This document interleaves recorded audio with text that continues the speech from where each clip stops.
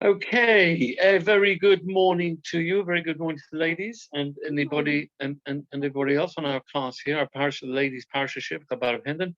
We are talking this week, of course, Parshas Vayetze, which in the Gutnik Chumash is on page 180, 181. It starts off, of course, with Yaakov as the for want of a better word, I'm afraid we have to perhaps use the word a bit of a fugitive. I know it sounds a bit, we don't normally look at him that way as a fugitive, but in a way, that's exactly what he is, because by Vayetze, he's running away. He has to run away. In fact, his mother used that very word, barach run away to your uncle, to my brother, to Uncle Lavan. You run away because this is a very dangerous place for you to be here. Esau is seething with anger. He's not just a little bit upset. Yes, he is mad. He is fuming. Okay, and he's even planning to kill you. He was planning to kill Yaakov as soon as his father passed away. Now, of course, he doesn't know when his father's going to pass away. The truth is, he passed away many years after this whole incident. Many years, right? But I guess he was. I mean, the fact that he had, wanted to give the blessing to his son was because there was an anticipation that he was going to pass away, and because his mother had actually passed away at about 127, I think. So this was around about that time, within a few years of there, that he was about to pass away. So he was running away. Yaakov was this tough. A very tough situation, and it says Vayetze Yaakov Beersheva. He left Beersheva. He left the town of Beersheva, which actually some say he did not start off at Beersheva. So what do you mean he left Beersheva? They see actually he was starting off at Hebron. At that time, Yitzchak was supposed to be living in Hebron. There's sort of different commentaries that suggest that the Others were living sort of between Hebron and Beersheva. They're not round the corner. They're not like incredibly far, but it's not like Golders Green and Hendon. So yes, it was more like I'm not sure if it's Golders Green and Milton Keynes. I'm not sure, or Northampton, but it's a day or a couple of days a journey perhaps. Hello, good morning. So, but okay, whether they were all living there or whether he went there, some say that he went there. Yaakov went there to study. He was studying Beersheva, and Beersheva was the yeshiva, they say, of Shem Ve'ev. It was a yeshiva. I mean, yeshiva not in the sense that we have it now, where people are sitting learning Gemara, whatever it was, but it was some kind of an academy or a spiritual academy of people who were studying, and learning. It's a very interesting thing because Beersheva had a certain, how should we say, a certain historical significance with Beersheva. And there was, is the front door closed? We can close the front door now. I think now we can close it. But, well, if they'll come, I don't think they come. So the historical impact of Beersheva was related both to Avram and to Yitzchak. I don't know if anybody remembers what happened in Beersheva with Avram and with Yitzchak. Something very interesting happened. Sorry? No. The Akedah was on Har HaMoriah. It says after the Akedah, they came back. But you might not remember, you might not guess. But the fact is that there was a certain king there, the king of the Philistines. Okay, his name was Avimelech.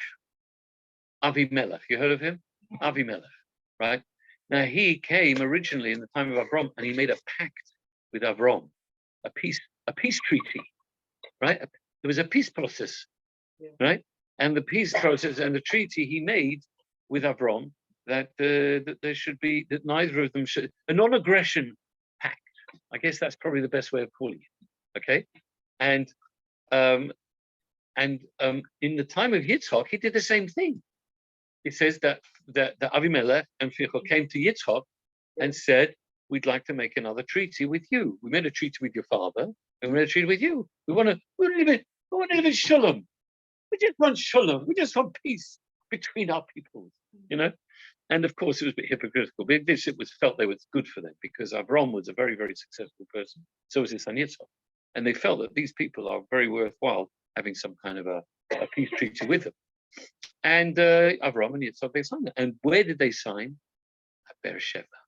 Both of them signed this peace treaty at Beersheba. Okay, you just could look it up in them. But Beersheba was the seven. It says the 7 sheep that Avram brought and set up, and they set up as the 7 sheep. And there, another by Yitzhak says they swore Nishu Sham Nishbu Beersheba. They swore to make this peace pact, right? So now, so why did Yitzhak, the Yaakov, leave Beersheba? So some of the Mefarshim explain, you know why? Because Yaakov was a different kettle of fish to his parents, his father and his grandpa. See, they had decided that, you know, in this world, perfectly legitimate sort of thing, that you have to sometimes, you know, evil, negativity, you have to sort of, sometimes you can't eradicate it, you can't destroy it. You have to sometimes manage it, right? You manage it. Sometimes people have chronic diseases. You can't necessarily get rid of the disease, right? But you can manage it. You manage it with diet, exercise, medication. You manage it and you limit, you know, the severity of the situation. So in the sense, Avram and Yitzhak had realized that this Avimelech, who was the king of the Philistines, they knew the Philistine trouble for the Jews. I mean, they've been troubled then. Palestinians, Palestinians, same word. Interesting, isn't it? Right? They've been troubled all the time. They haven't. It's been like it's going on like for thousands of years. I'm sorry. They're not really, but isn't it by divine providence? Yes, that they call themselves that. It's the same root. No. Palestine comes Russia, so the Palestine means stuffed up. Palestine, they bunged up, stuffed up, like because they kept filling in the wells that Avram dug. So they kept, yeah, they were the ones that kept filling in the well. You know, it's unbelievable. He's doing all the work. Why do they do that? It's called spite.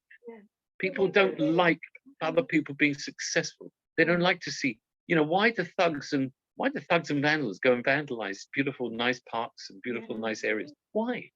What are they doing? What are they getting out of it? They don't get anything out of it. They vandalize.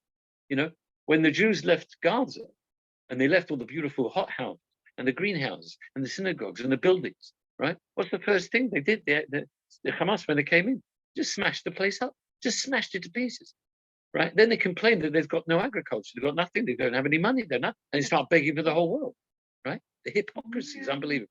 Anyway, so these this was the you know, it's interesting. What do they call? What are the Arabs in Gaza? What do they call themselves? What's the main group?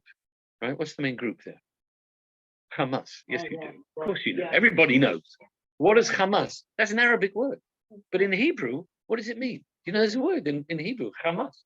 It was in the time of Noah. Like wicked, evil. It is. It actually more so. It's very specific.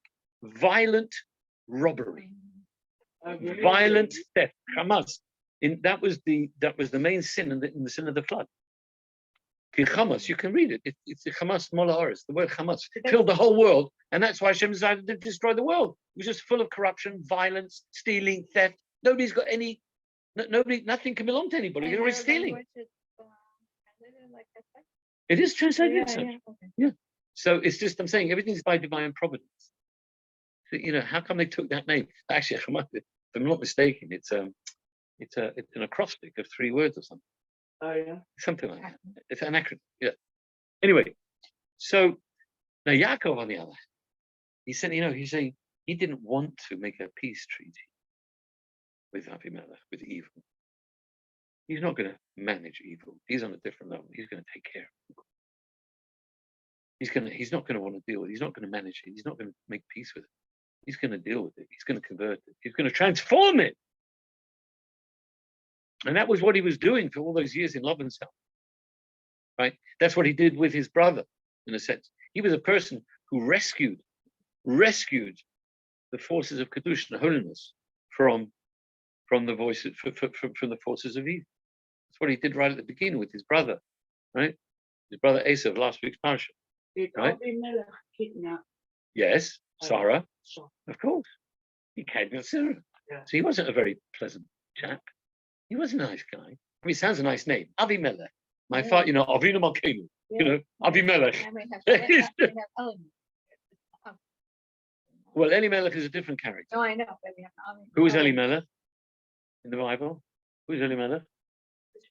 I think he was no, that's Avimelech. Elimelech was the wife, if I'm not mistaken. Elimelech. He was one of the sons of Ruth. Not of Ruth, not of Ruth, of Naomi. Or was her husband? Elimelech was the husband. Yes, he was the husband. Machlon and Chilin. Elimelech was Naomi's husband. He passed away when they died when they ran away from Israel.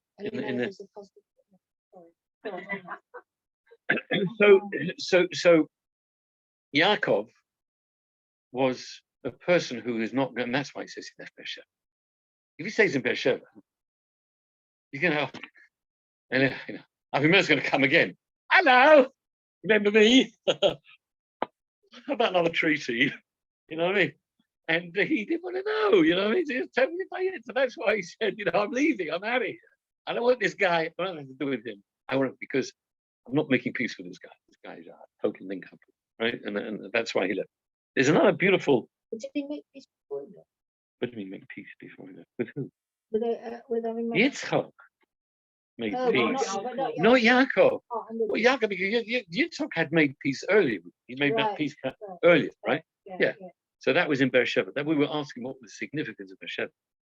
Why did he leave Beersheba? Why is he talking about Beersheba? And why did he leave Beersheba? Now there's another beautiful interpretation. It explains that Yaakov in Beersheba is like Yaakov, who is like the soul, the neshama. Beersheba, Elizabeth's Beersheba is the place of holiness. It's that wonderful place. It represents Gan Eden. When the soul comes down into this world, it's leaving it's leaving a very special place close to Hashem. Yes, the great Miami in the sky, as I call it. When the souls are just basking in the glorious sunshine on the spiritual beach and taking in that spirituality. It doesn't rain. It's just an achaya. Go swimming when you like, come out, sunbathe. It's just, pina coladas, ice cream, whatever you like. That's Gan Eden. I mean, you like this? And imagine what it's like on a spiritual level. Yeah. Infinitely greater. So, and comes down to this world. Please, come into this world. This world is like charana, trouble and strife, absolutely. Trouble and strife, all sorts of nonsense, right? And the word charana, which of course Haran, modern day Haran, which is in modern day, I think, Iraq, possibly. It still exists today. And that town, of course, why is it called Haran? This is Sapram will tell us. Why is it called Haran? Because it makes God angry. What do you mean you don't know? That's the answer. Of course, because it made Hashem angry. Haran af shel makom. It was the anger of Hashem. So in a sense, this world represents, obviously Hashem wants it to be a dira b'tachtonim, a dwelling place for him down in this world. That's what he wants. However, it's not quite that yet. We're not quite there yet. Okay? And until that time, Hashem is a little bit upset with the crazy, stupid, meshuggah things that are going on in the world. So Beersheba is the shoal, Vayelech Yaakov, the Beersheba el Haran. Vayelech Haran, he comes down to Haran, comes into this world. He's in a physical body, the neshama is in a physical body, which causes all kinds of problems, causes all kinds of havoc, right, with a person. And, Rashi says it's interesting. One of the first things Rashi says that when a person leaves, yes, when a tzaddik leaves a town, the fact that the tzaddik lived in that town, that was the shine of the town. That was the glory of the town, the beauty. His presence was so, the tzaddik, tzaddik comes, wow, he is the shine of that city. Ziva, hoida, v'hadra. With three beautiful expressions: shine, beauty, glory. But when the tzaddik leaves, the shine's gone from that place. So, Pono Ziva, Pono Hadra, Pono Yafya. Yeah, the glory, the shine had gone. So the neshama is a bit similar. The neshama upstairs shine, comes down here, kind of loses its shine. The neshama is not quite so sweet and shiny. Yeah, sometimes you see people who are shiny, especially you see at times people walk in front of Rebbe, and they see, they're just confronted with this beautiful shine of a tzaddik. Yes, but most of us, unfortunately, the shine comes off, and we're trying to. But we have to understand, it's only the shine that has come off. The essence of the soul is complete. A diamond may get covered with dust and schmutz, and and it might look awful. A diamond in the earth, right? But very simply, you just wash it off, clean it off. What have you got? You got a lovely, shiny, real diamond. So the impact on the negative impact of the world on us is only superficial. It doesn't reach down to our core. The core is always complete and always whole and always shiny. Yeah, the superficial part of us could be, somewhat, dirty and become dirty. Okay, so that is a little different idea of this. So now we read about Yaakov's coming to. He came to a place, and it says the place was actually the Mokum HaMikdash, which was actually the same place where the Akedah was. Yes, the binding of Isaac. This was Har HaMoriah. He came to Har HaMoriah, and it says he put down his head. He says he took stones. Yeah, remember, and he put them around his head. Rashi says an amazing thing here, because he says he took the the stones of the place, and he put them around his head. Now Rashi says, interesting, if you pay attention, the Hebrew is not quite right. Vayetze means he put, but it doesn't mean he put them, because in Hebrew it said Vayetze mem, probably would have been the right word, or Vayisem or song. We're actually on verse 2. Oh, sorry, wait a second, sorry, Yud Aleph, with the second verse. Yeah. So Rashi brings a very interesting situation. He says the stones started arguing. Stones, what they were arguing about, not about a Talmudic question. They were arguing. Said each one of these stones wanted Yaakov to put his head on them. So what did Hashem do? He molded it into one. He made it into one big Was it like a stone. horseshoe? Like, Well, there's sort of two aspects about this. One is that it surrounded his body, or some say that it surrounded his head. Yeah, that's a whole discussion. That's a whole beautiful sikha from the Rebbe. Why did he surround his head? I mean, there was an aspect of surrounding his head, protecting it, and there was the idea of finding a pillar. Yeah. I mean, normally we don't think of a stone as being a pillow. You know what I'm saying? But tzaddikim, they don't really mind. Presumably, if he put something soft there, he might have maybe he had some kind of a garment or something. Right? The idea is you raise your head. Yes, for a pillow, you need your head slightly raised. Yes, so you put a stone there. It was something soft on top. Okay, must speak, as they say. Right, in Hebrew, that was enough. So yes, that's a whole interesting thing. Must speak, must speak. Yeah. Must speak means enough. Yeah. It's a very common word. Yeah, common word, very common word. Yeah.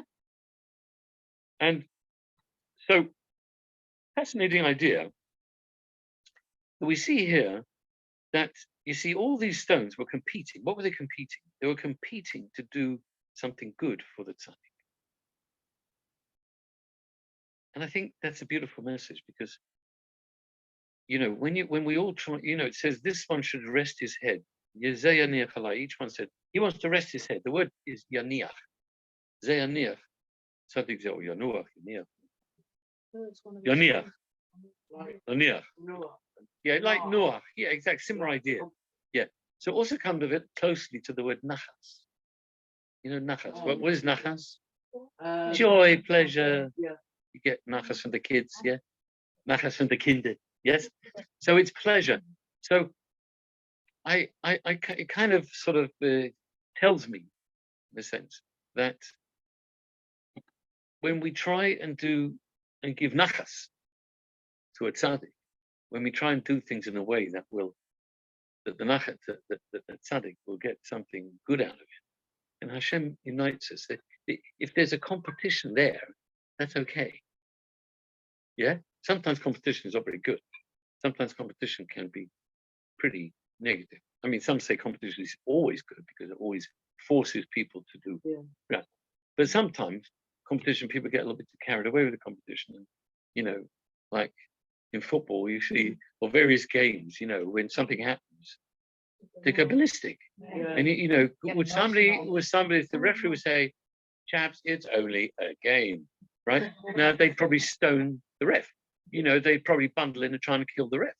Because, you know, like some crazy football manager once said, he says, there are certain things in life that are a matter of life and death. And then there's football. Right? It's more important than that. All right. But the competition, if you are competing in a spiritual way, and you're competing to cause more nachas to Hashem, more nachas to a tzaddik, more nachas to Hashem, then Hashem that is a very good way of, he will unite us. He'll bring us all together, makes it into one stone. We may be stone. We may have hearts of stone. We may be cold. We may not be the most spiritual people on earth. We're not. Let's be honest. We're trying, and we try very hard to get a modicum of spirituality. Really. I mean, let's call a spade a spade. You know what I'm saying? We try. But when do we really feel genuine spirituality? It's quite rare. You know, Yom Kippur, Ne'ilah, maybe. You know what I mean? This is like, woo! You know, certain times on Yom Tov, a person feels inspired. Certain things happen to you, so you can see an open miracle that Hashem does for you. Whoa! You feel inspired. Yeah? But most of the time, we're not really, we're a bit like stones. We're a bit cold. We're a bit, you know what I mean? We don't feel that godly inspiration like tzaddikim do. But if we try and serve Hashem in the way of trying to give nachas to Hashem, and give nachas to the tzaddik, then Hashem will blend us into one. That we have real true unity, which is, of course, really what we'd all love, isn't it? We'd all love this idea of true unity, which we're all kind of looking for, in a sense. And that eludes us quite often, right? This is one way, I think, of achieving true unity. Okay. Now, we read further, of course, that Yaakov, after his famous dream and after arriving at the house of Lavan, was worked there. And of course, he came very quickly and swiftly. The first person he met was Rachel, of course, by divine providence. Is exactly what happened with his father, isn't it? That Eliezer, who was the servant, the first person he met. Yes. Well, actually, it wasn't technically the first person. Well, Rivka was the first person because she came out when Eliezer made that test, so to speak. Rachel was not actually. Yeah, well, there were some other farmers there, not farmers, shepherds, by the well, and she was coming along. And as soon as he saw her, she was the Lavan's daughter. He sort of saw, wow, you know. And we see what happened. That if you look in verse 9 and 10.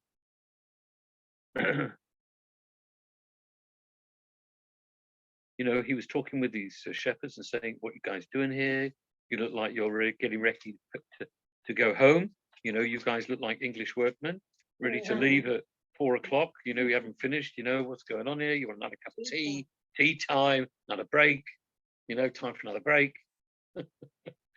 Welcome to England, and then he's talking, all of the Rachel comes along, and when he saw Rachel, he basically spontaneously went over, he lifted up the rock that was covering the well, I guess to keep the water from evaporating, and I guess to keep, and it says that it's interesting poetry here, that he, by Yashkes Tzoin Lovon, yes, he watered the sheep that Rachel had.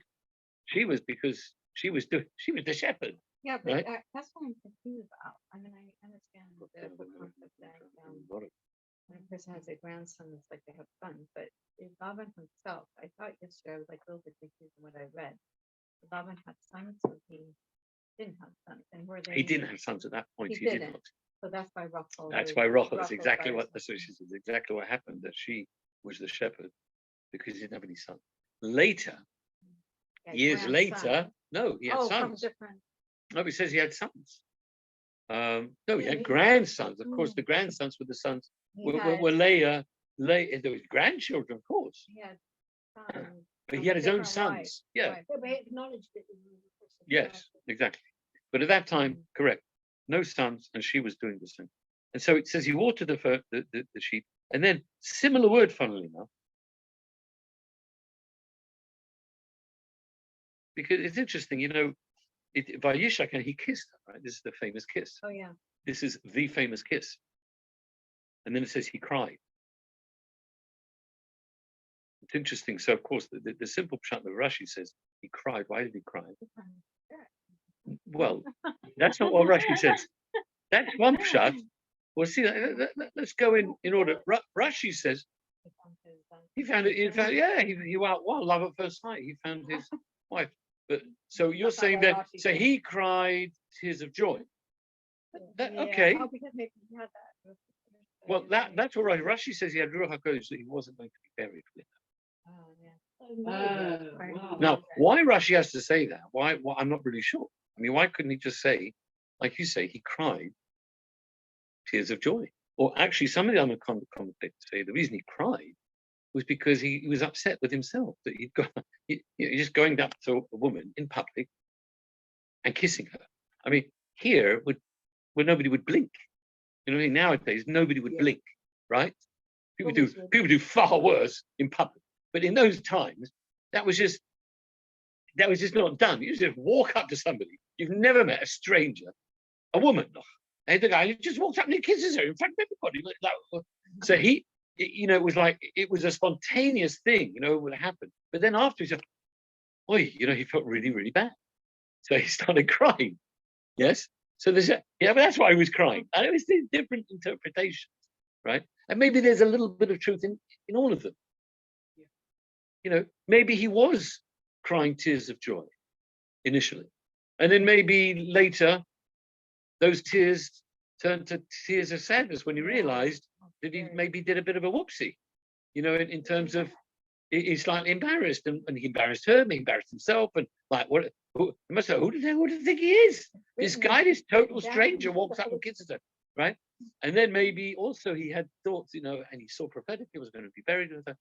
Who knows? Maybe it's a quite often it's a combination, but it's an interesting idea. Yeah? You know how old Rachel was at this point? Yes. She was over 40. No, that's Rivka. That's Rivka. That's Rivka. No. She was, I believe it was 5. I think she was 5. The reason I say that because when later he offered to work for her 7 years, that she should be at least bat mitzvah. Oh, right. You see, so 7 and 5 is 12. Yeah. I seem to remember that. Okay. I seem to remember. But remember, in those days they were a lot more mature. Yeah. A lot more mature from a much younger age. You didn't have teenagers in those days. They were too busy. That's right. You went from childhood to becoming an adult, like overnight. I mean, maybe bar mitzvah. Oh yeah, are you kidding? Are you kidding, Machi? Or what about bringing up parents? That was a lot easier than now. Nowadays, to raise a parent, very, very, very hard. Oh, poor children. Anyway, that's a different story.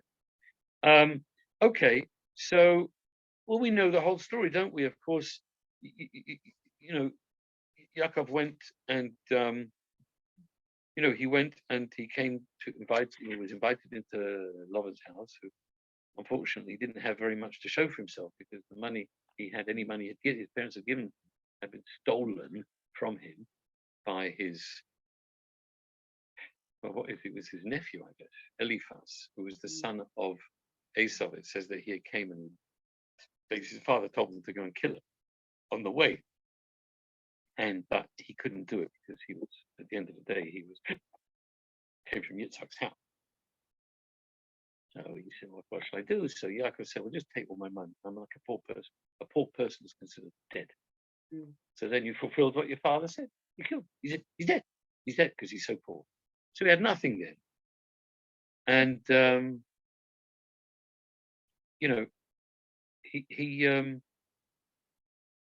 he made this after a month or so. Lavan says, "Can't I be working here full time for nothing over more? What do you want?" So Yaakov offered to work for 7 years and marry for that Rachel. Okay, everybody knows that. It is an interesting thing. Why did he say this? Some of the commentators actually, say that was not necessarily such a good idea for Yaakov to do that, but he was being over generous, especially since his mother had told him that you should go for a while there, right? Although Rashi does say that this go for a few. She says yomim achadim.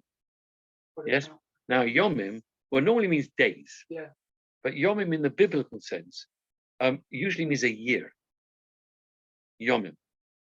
If you may remember that when Rivka, when Eliezer came to Rivka to get the shidduch, right, and he wanted to leave, so Lavan said, "Oh no, let her stay. Let Rivka stick around here for yomim or asor, days or 10."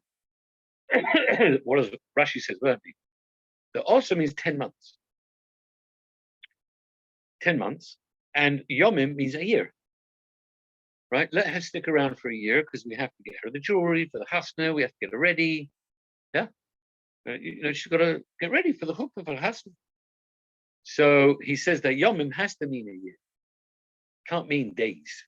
Yomim, days, yomim, but it can't mean a day because yomim can't mean days because Rashi says over there, if you're negotiating something, if 10 months, if also means 10 months, yes, that's because it can't be anything else, right? So you wouldn't say, well, let us stick around for 10 months. Sorry, let us stick around for a few days or at least 10 months. That doesn't make sense. That's not a negotiating. That's not the way you don't negotiate a little and then ask, oh, if that doesn't work, you're going to ask for a lot. It doesn't work that way. It's the other way around. So therefore, he said, Yomim means a year. Let us stay for a year or at least 10 months. You understand? So here, Yomim, Achadim is a few years, right? But a few, so Rashi seems to think that the 7 actually was what she had in mind. But how would we know that? There are other Meforshim that say that this was over generous, very overly generous and unnecessarily generous. And Lavan could have got, when you think about it, could have gotten away. He could have gotten away with maybe a couple of years. Well, wait a minute. We're getting there. We get there. We didn't mention that yet. I'm just so this is what some say. Yes, that he was too generous. It was totally unnecessary. 7 years. Like, whoa. I mean, okay, you say you wanted to wait till 12, but was that strictly necessary? Not really. It wasn't strictly necessary because you could marry earlier, especially in those days, and they were more mature, etc., etc. Anyway, okay. So, but we will actually come back to that maybe at some point in the future. I don't want to discuss it now, or maybe we'll come back to it at the end of the class, depending on how far we get. but you could just put that on the back burner if you like. Now, we all know what happened. Officially, Lovin agreed. Yes, Tashida, done deal. 7 years later, after the big day comes, what happens? We all know what happens. The most famous story, one of the most famous marital stories. What happens? Oh, doesn't he switch? Of course he switches. Yeah. You know he switches. Yeah. He switches on the night, right? And he substitutes Leah for Rachel. And well, he substitutes Rachel for Leah. So it's the other way around. He substitutes Rachel for Leah. You knew what I meant. And lo and behold, Yaakov wakes up in the morning and it's Leah. Oh, unbelievable. So what does he do? He gets very upset, of course. He comes to love and says, what, where, why, how did you crook, you trumpet? What did you do? Gives you an idea, by the way, that they must have been very closely, they looked very, very similar. Yes, and sounded similar. Right? Otherwise, well, they may have been twins. It doesn't say they were twins. No, but it's quite possible they were twins. Okay, she had, yes, she did have some eye problems. He didn't have electricity. Yeah, but in the overall build, height, size, color of the eyes didn't matter really because it was nighttime. Voice, yes, they may have sounded very. I read there were two twins that I knew in Shiur, and could not tell them apart. It was staggering. It was not just they looked alike; they sounded incredibly like each other. It was like spooky. Oh yeah, of course. What you mean? You mean Yossi and Tamir from Menachem's? Menachem. Yeah. Also, it's unbelievable. Chizki. Chizkiyahu, what's his name? Menachem Hazuma, something like that. Yeah. So, and then Loman says, all right, then work for you another 7 years. You can have Rachel right away. After the Sheva brachas, yes, after the week of Sheva brachas with Leah, I'll give you Rachel right away, but you're going to have to work another 7 years. Unfortunately, sometimes people, you're over a barrel and you can't do anything about it. You know, it's fait accompli. You know, Lavan did the ultimate fait accompli Lavan did the ultimate fait accompli on Yaakov. He knew how much he was desperate for her, but then he made out like, well, you know, in our place, the older sister always gets married first. You can't marry the younger sister first. Don't you know that? So therefore, he was forced. Now again. Did he have to accept another 7 years? We don't know. It could be he was being over generous again. Or could be he felt he didn't have any choice. He really wanted to marry her. He wanted her. And this way he's going to get her right away anyway. Right. Okay. In other words, after the week. Must have been quite a long week. I mean, it was 7 years where it says that there were Yomim Achadim. What do you say? It could have been Yom. Well, it does say. But it does say, the interesting thing, it says Yomim Achadim. That it was, in other words, the 7 days. Achadim is a few. Oh, right. Now there, it sounds like the words Yomim. Sounds like maybe it does mean days. Yeah. Because if you were saying, it was only a few years, like then what's the big deal? I mean, 7 years. Instead of 7 years, it felt like a few years. Well, is that such a big deal? No. The point is, it felt like a few days. Question is, of course, how could 7 years feel like a few days? That very, especially when you love somebody. I mean, that would be torture. Yeah. You've got to watch and live with a person. I mean, to see them every day, coming and going and going and coming. And you know, so I heard Rabbi Twersky once said that you know, he was the guru, if I can use the word, for addictions, and yeah, he had a whole gateway rehab. Oh, yeah. And Alcoholics Anonymous, 12 Steps. He was all that sort of. He loved that sort of thing. He very promoted that. And a lot of these systems, basically, it's all about one day at a time. You don't think of anything beyond the day. Obviously, the Soviet Union always had 5-year plans. We all have plans for the future. People plan their business ahead.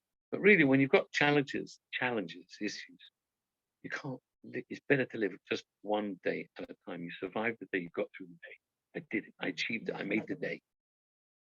Yeah. When you're thinking the day, you don't think about the future. You're not thinking, oh my God, 6 years, 324 days to go. 5 years, 348 days to go. Drive anybody bonkers, absolutely bonkers. So he didn't look at those. He just looked at it day by day by day by day by day. If you live one day at a time, before you know it, you're through. Yeah. I guess even in the Holocaust, probably people may have survived that way. I don't know what he says about finding meaning. The truth is about, Viktor Frankl is our big hero, finding meaning. Now, maybe it doesn't even, if you can find meaning in a day. Also, Of course, in your imagination, but for a day. That's what I'm saying. Yeah. When you're in a horrible, difficult situation, it's about living from day to day. And that's how he made it through. Now, let's ask a question, a famous question. This is a very classic question. And turn to page 190, 191. And I want to ask you like this. I'll ask you a famous, obvious question. Did Yaakov love Leah? Let's have a vote. Let's have a straw poll. Yeah. You say no. You say yes. Yeah. What do you say? Yes. So. You hope so. Oh, That's a cop out. It's nice, but it's a cop out. It's a nice cop out. You say. You always got to give your reasons for your yes or no. It's all right.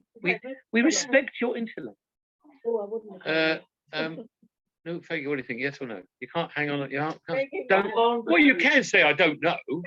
You can say I abstain. Oh, yeah. No, that's wrong. You can't say yes because you said yes. I was going to say no. Now what are you going to do? What do you think? You want to abstain? All right. But Anne says yes. Anne says no. Now, actually, look what it says. If you look at verse 31. Look at verse 31. Vayar Hashem ki snua Leah. Right? Hashem saw ki snua Leah that she. So, would you concede? Would you concede that all you chaps? No. I'm just looking at them. I'm just quoting the word. Do you concede that you're wrong? Do you concede that you're wrong, Rivka? No, you're not conceding. Why not? It says in black and white. Hashem saw. Well, wait till you finish your biscuit. Do you concede, madam? I have to. You have to. I don't like it. You don't like it? No. Wait, hold on a second. You don't like to concede, or you don't like what's being said? I don't like what's being said. Okay, but forget about whether you like it or not. I'm just asking you on the basis of that. Anne would appear to be correct, Yeah. wouldn't she? Yeah. Would you agree? Yeah. What does that mean? The appearances. What does that mean?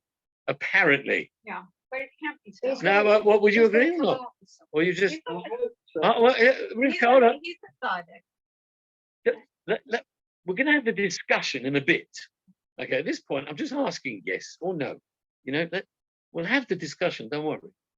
But I'm just saying, does it appear that Anne has one out? Yeah. It would appear so. Until look at the verse before. You see, you didn't look at the verse before. Vayavo gam el Rachel. He came to Rachel. Now look carefully. Vayehav gam es Rachel mileah. Now, how do you translate that? Look at the English translation. He loved Rachel more than Leah. Well, does that mean that he loved Leah or he didn't love Leah? He did love Leah. There aren't degrees. But the fact is, he loved Leah. And one of the proofs I wanted to say that he loved and he was concerned and he was considerate. Some of the Meforshim explained that The reason he offered to work for another 7 years Yeah. for Rachel was because had he just taken Rachel right away, Yeah. no, he's not going to divorce Leah. He could have more than one marriage. You can have more than one wife, Mrs. Suffering. I'm sure you know that. That biblically speaking, you can have more than one wife. There was never a problem. There was never a prohibition. Okay, that came later with Rabbi Gershom, as you will know. But so to have more than one wife was not a problem. So he wouldn't divorce her, right? But he couldn't. But he'd already promised to marry Rachel anyway. Yeah. So he has to marry her. He has to keep his word, right? Even the Sheva Mitzvahs B'nai Noah, yes, you have to keep your word. However, now, so the reason why he worked another 7 years is because she would have felt that she is just this throw-in. Yaakov worked really for Rachel for 7 years. He got Rachel for 7 years. And Leah, well, that was the whole trick thing. She was just thrown in because Lavan had no choice. And she would feel somewhat bad for her whole life. Who is she? She's not the one who Yaakov really worked. So is this She's not. So therefore he said another 7 years. So then it worked out retroactively as though he worked for her as well. yeah, That's the consideration he had. Amazing thing. Yeah. that was the Ghana. It's like a retroactive Yeah. 7 years. That's for what some of them Leah. That's what the Mephoshim. Yeah, she was very What Doesn't is change the reality for Leah.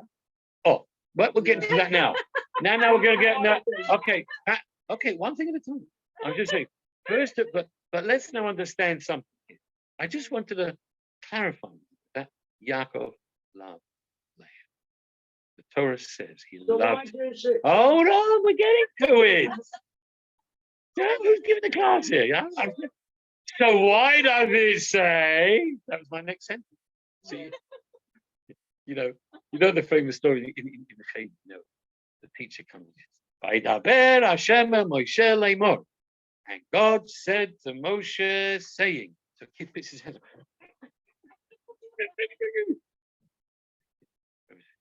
Yes, Moshe. What did he say? What did he say?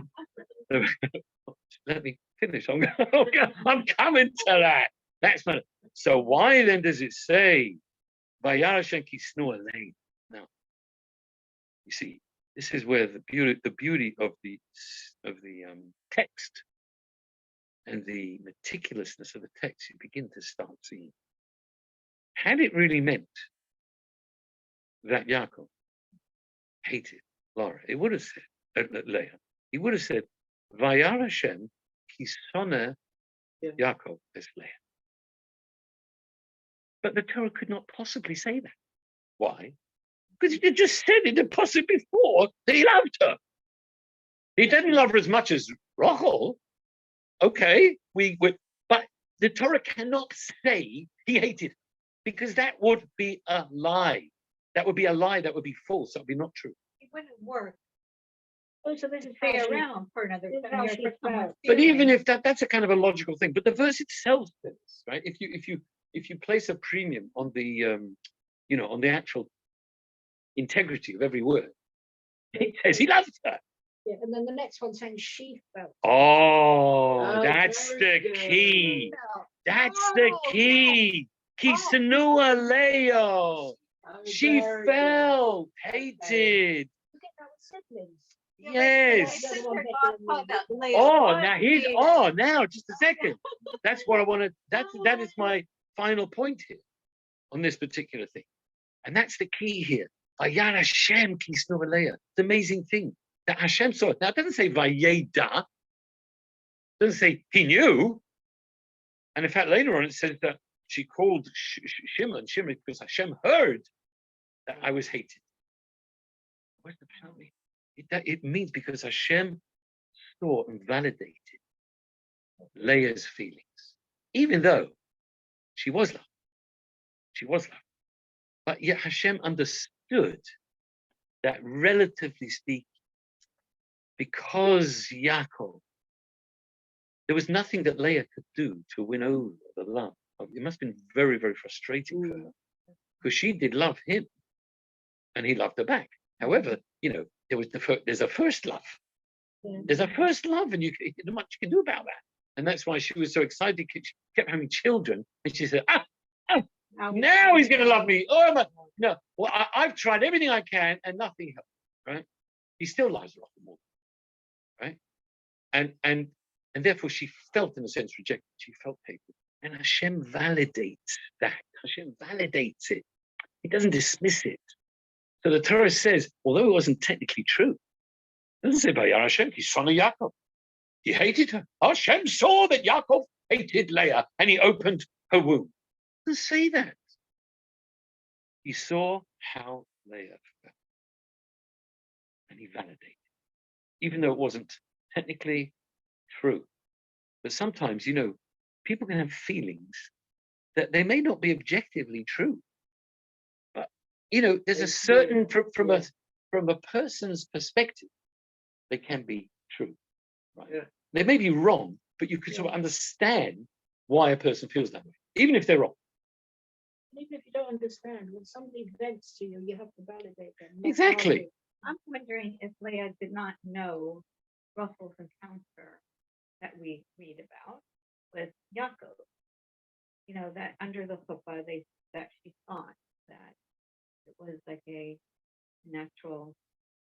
You mean, where was she at the chuppah? No, I'm saying this whole thing, like that she didn't have that concept that Yaakov loved Rachel. You know what I mean? Who didn't? I'm Oh, saying Leah? Yeah. No, of course she did. Yeah? Of course, must have done. You don't think.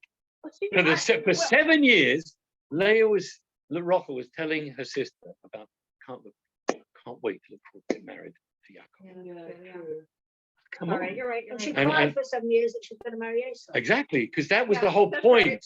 The They younger thought, women, yeah, the older to the women. older, the young to the younger, exactly. And if they're twins, that would even be more symmetrically poetic. Yeah. Yes, There's So- still an older twin, but of course. Yaakov, Esau was the older twin. He was the older twin. So, so sometimes I'll finish with this because I think it sort of relates very nicely to the story. There's this, we just noted there's, if you have two people who are friends and they're praising each other, and one says to the other, you are number one. You are number one. And the other person and says, you are two. You are two. What does that mean? What does you are two mean? Yeah. As well, or Number 2. You're- number two? Oh. Oh, if somebody says you are one, you're number one. And the other says, you are two. Okay? Okay?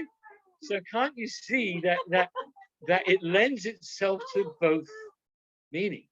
Yeah. Now, if a person is like insecure, a person could take that as the biggest compliment because he's also number one. Yeah. Or they could take it the wrong way and take it as an insult. Because the Yeah. whole book, it wasn't like it's The other side of the story. Yeah. Oh, scroll, right? So you're right. Life is full of this sort, right?